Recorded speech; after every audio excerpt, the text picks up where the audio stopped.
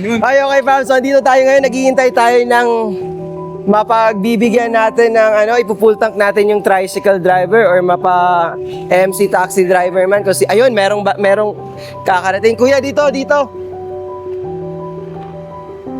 Ay, kuya. O, sagot na namin yung mo ngayon, pang gasolina. Okay lang ba?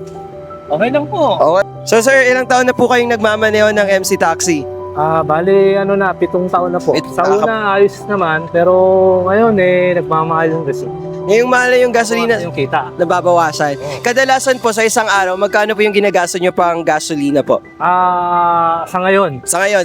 Ngayon, nasa 600 na yan. 600. Full tank na po ba yan, sir? Full tank ba yan? Full tank na yan. Hindi naman. So, hindi Depende naman. sa May natitira pa din. Depende kasi yan sa biyahe.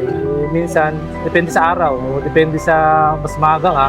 So, mas kikita ka, siyempre. Sa ngayon, maliit pa kasi ang anak ko. Yung isa kong panganay, College. Sa college pa lang. So, hindi naman tayo hapit. Ayun. Di tulad ng ibang MC rider talaga hapit. Ayun. Kaya minsan nagkukos ng aksidente, walang pahinga, walang tulog, kasi maghapon sa kalsada. Malaki po bang epekto nung pagtaas ng diesel tsaka petrolyo, sir, sa pamumuhay nyo?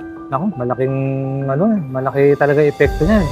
Siyempre, biruin mo, ilang araw nga lang yata nakalipas eh. Siyempre, kasi yan, parang domino effect yan eh. Pag ang gasolina tumaas, damay na lahat yan. Damay na lahat. Pati yung pagkain natin, di ba? Salamat kahit ganitong paraan nakatulong kayo sa mga ibang rider. Sana matulungan nyo pa yung iba. Bukod sa akin. Sir, Salamat. namin, sir. Thank you, Okay Games.